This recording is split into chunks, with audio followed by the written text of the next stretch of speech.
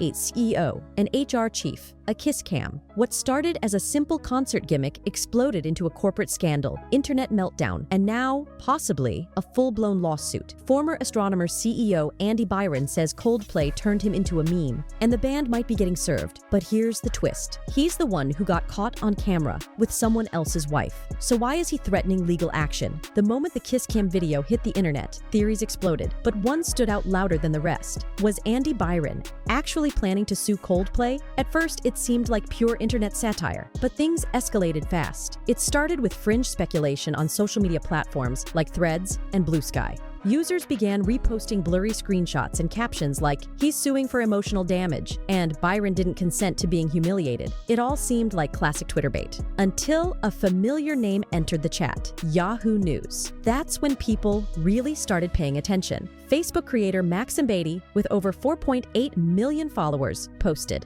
"Astronomer CEO Andy Byron is preparing documents to sue Coldplay," according to Yahoo News. The post racked up over 119,000 reactions. The majority were laughing emojis, but thousands believed it was legit. Problem was, Yahoo never wrote that article. So what happened? Turns out, Yahoo had syndicated stories from smaller entertainment blogs, RealityT and Mandatory.com, which were themselves citing a Substack article written by celebrity gossip blogger Rob Shooter, known for his number-sign Shooter Scoop exclusives. And Shooter? He went all in. In his blog, he wrote, "Now, insiders tell the Shooter Scoop that Byron is exploring legal action against the band and event organizers, citing emotional distress and invasion of privacy." He even quoted a source close to Byron saying he didn't consent to being filmed or publicly humiliated. He thinks Coldplay made him a meme. For readers already skeptical of Coldplay's role, this felt like confirmation. But legal insiders raised eyebrows. Where were these insiders coming from? Were they real or just clickbait shadows? When Shooter was contacted for clarification,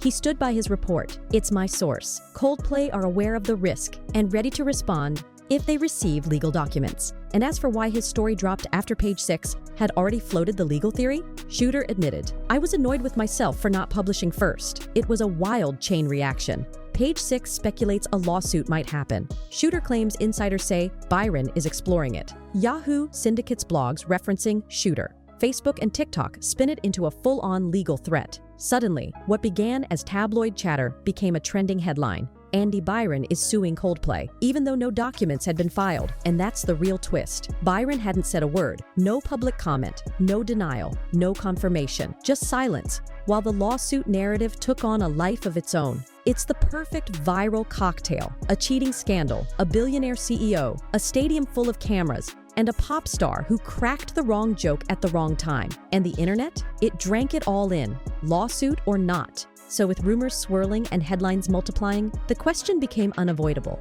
Could Andy Byron actually sue Coldplay and win?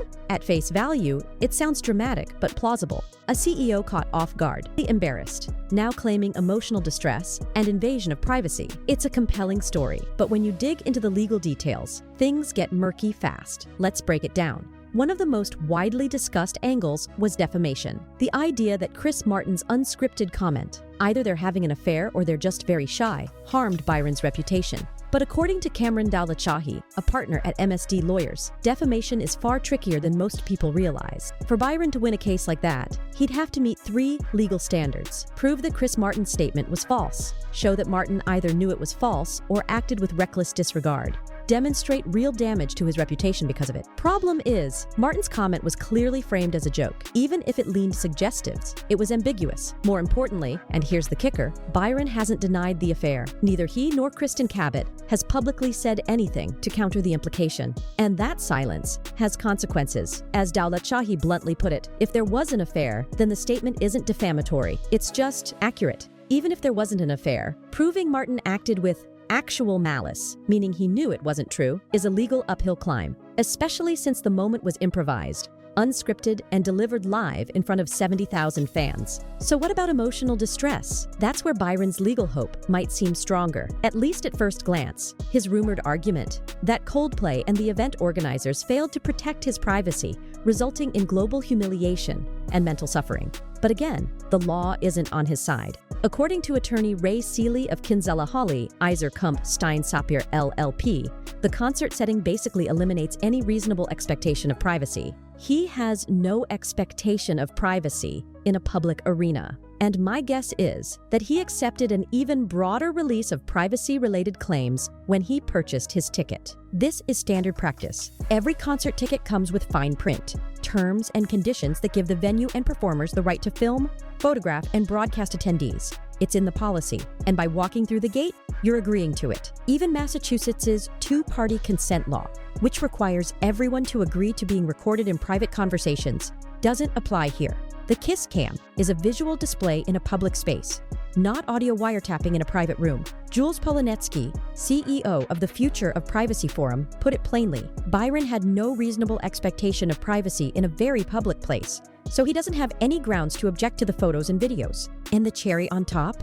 The law makes a distinction between commercialization and newsworthiness. If someone used Byron's face on merchandise or in an ad campaign, he might have a case. But memes, news clips, viral TikToks, that's considered fair game, especially when you're a public figure attending a high-profile concert. Even if Byron feels humiliated, the legal system doesn't protect people from going viral. As one attorney told Page 6, the only thing a lawsuit would accomplish is keeping his indiscretion in the news even longer. So, while a lawsuit might generate headlines, it likely wouldn't generate a court win.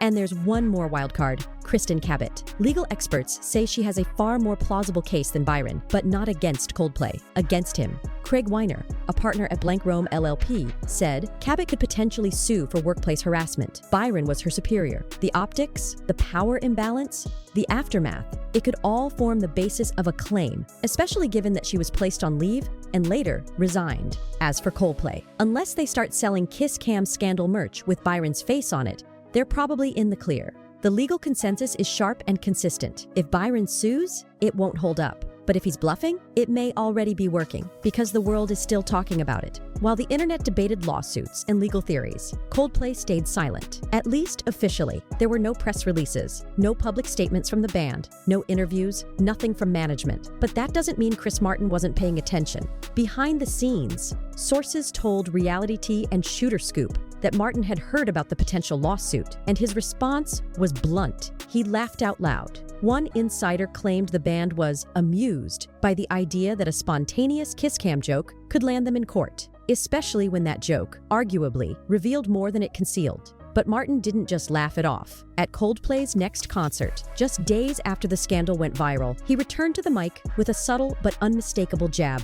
While introducing a song, he paused and said, "If you haven't done anything wrong, you've got nothing to be nervous about." The crowd roared. It was playful, cryptic, and perfectly timed. No names were mentioned, but everyone knew what and who he was talking about. And this wasn't a one-off. In Boston, the Kiss Cam moment happened during the band's performance of the Jumbotron song, a fan-favorite Coldplay track that rarely gets live play. After the scandal broke, the song suddenly returned to the set list at several shows. Some fans claimed it was petty perfection. Others just appreciated the band's sense of humor. Online, reactions to Martin's response were overwhelmingly positive. TikTok clips of the "if you haven't done anything wrong" moment went viral, with users captioning it things like "Chris Martin with the softest mic drop in history." You know that was for Andy Byron. The most British way to say, "That's on you, mate." On Reddit, fans praised Martin for not taking the bait. One commenter wrote, "He's not even mad. He's just disappointed in your choices." It's worth noting, Chris Martin has always walked a fine line between playful performer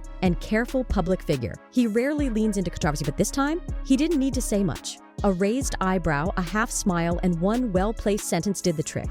Some insiders even claimed the band was warned by legal advisors not to engage directly with the situation, especially after Shooter's legal threat headlines started trending. So Martin's jab was likely as far as Coldplay was willing to go without escalating things further. And yet, the damage was done, not to Coldplay, but to Byron. Chris Martin's 6-second joke at the concert didn't just entertain a crowd. It subtly reaffirmed what the internet already believed, that Byron's legal threats were less about justice and more about deflecting blame. In a PR battle, silence is powerful, but a well-timed mic drop, even better. So while Byron contemplated legal action, Coldplay did what they've always done. Played their hits, lit up stadiums, and let the music and memes do the talking. Beyond Coldplay, one burning question emerged. Could Andy Byron possibly sue the woman who filmed and shared the Kiss Cam moment? Grace Springer? Grace Springer, a 28-year-old Coldplay fan, was caught up in the attention when she filmed the Jumbotron Kiss Cam featuring Byron and CPO Kristin Cabot uploaded it to TikTok and X, and watched it rack up over 122 million views. She later clarified in a TV interview that she earned $0 from the clip and didn't intend to cause harm. Legal scholars are unified on one point: a lawsuit against Springer would also fail. First, the concert scene was public. Rob Zambrano of West Coast Employment Lawyers explained that anyone attending the event was fair game to be recorded or filmed by others. A kiss cam in a stadium full of 50,000 people doesn't grant anyone privacy protection. By purchasing a ticket, you implicitly agree to be part of the show, on camera and online. Springer's footage did not violate laws. It portrayed what was visible to thousands in real time. No private conversation was recorded. No customers were singled out. In fact, legal commentary framed her video as protected by free speech, not profiteering. The clip wasn't used commercially, no ads, no monetization, so it falls squarely under newsworthy sharing, coupled with First Amendment protections. Second, even if Byron objected, there's no evidence Springer acted with malice or reckless disregard. She posted what she saw at the moment, not to harm him, and she didn't claim any political or journalistic agenda. As legal experts noted, that's the difference between protected citizen reporting and actionable defamation or privacy claim. Third, she declared openly that the video wasn't monetized and she never profited from it,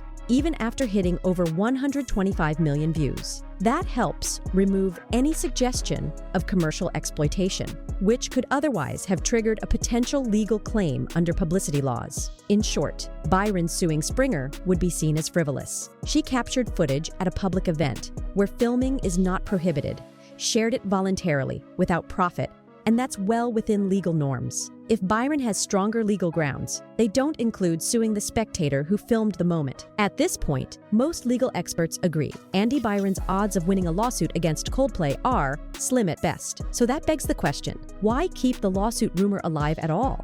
The answer may not lie in the courtroom, but in the court of public opinion. Because if you zoom out, this might not be about justice, but about strategy, damage control, a last-ditch effort to reclaim some dignity after a spectacular public downfall. Here's the theory circulating among PR insiders. By floating the idea of a lawsuit, Byron reframes the scandal. He's no longer just the CEO who got caught canoodling with a subordinate at a Coldplay concert. He becomes the victim, someone who was ambushed, humiliated, and made into a meme without consent. It's a narrative pivot, a way to redirect the story from "he cheated" to "he was targeted." And in the chaos of viral culture, that tactic isn't uncommon. When reputations collapse overnight, people look for lifeboats, anything to shift the focus or muddy the waters. A lawsuit, even an empty threat, can serve that purpose. It introduces doubt. It creates headlines. It buys time. But that's not the only possible motive. There's also the question of money. Multiple reports have speculated that Byron received a fat exit package after resigning from Astronomer, despite the scandal. But internal sources claim those severance terms might have included behavior clauses, NDAs, or conditions about public statements. If Byron can make himself appear as a victim, even subtly, it could give him leverage in any ongoing negotiations with the board. In legal terms, it's called optics management. In real terms, it's about walking away with whatever power or payout he can still salvage. Then there's the personal angle. Byron's marriage, according to sources, has collapsed. His wife, Megan Kerrigan, reportedly moved out of their home. His reputation in the tech world, once tied to innovative leadership and AI expansion, is now inextricably linked to a kiss cam moment and a Chris Martin quip. It's not just his career on fire, it's his identity. And when that happens, some people fight. Some go quiet, others sue, or at least threaten to, because it gives them a sense of control in a situation that spiraled far beyond them. But let's not forget the final reason why Byron might sue, even knowing it's a long shot: pride. For high-powered executives, public shame hits harder than a lost job. Being laughed at by millions, turned into a meme, a punchline, a viral gif. It's not just uncomfortable, it's existential. Byron may not expect to win in court, but he might still want his day in court. To be heard, to push back, to feel like he's doing something. And that's what makes this situation so fascinating. Legally, the odds are against him. Publicly, the court of opinion already ruled. But emotionally, he may feel like he has no other choice. That's why even as experts dismiss the lawsuit as a frivolous bluff, the rumors continue to simmer. Because in the world of reputation warfare, lawsuits aren't always about winning. Sometimes, they're just about refusing to go down without a fight. So, is Coldplay being sued? Right now, no. But the threat is lingering, and the chaos it sparked has already done the damage. Andy Byron went from respected CEO to internet punchline in under 24 hours. Kristin Cabot's career is in limbo. Coldplay just kept playing. And Chris Martin turned the mic drop into a moment of viral clarity. In the end, this isn't just about a concert or a kiss cam. It's about how one accidental camera cut can set fire to careers, reputations, and entire companies. And in the age of social media, that's the real scandal.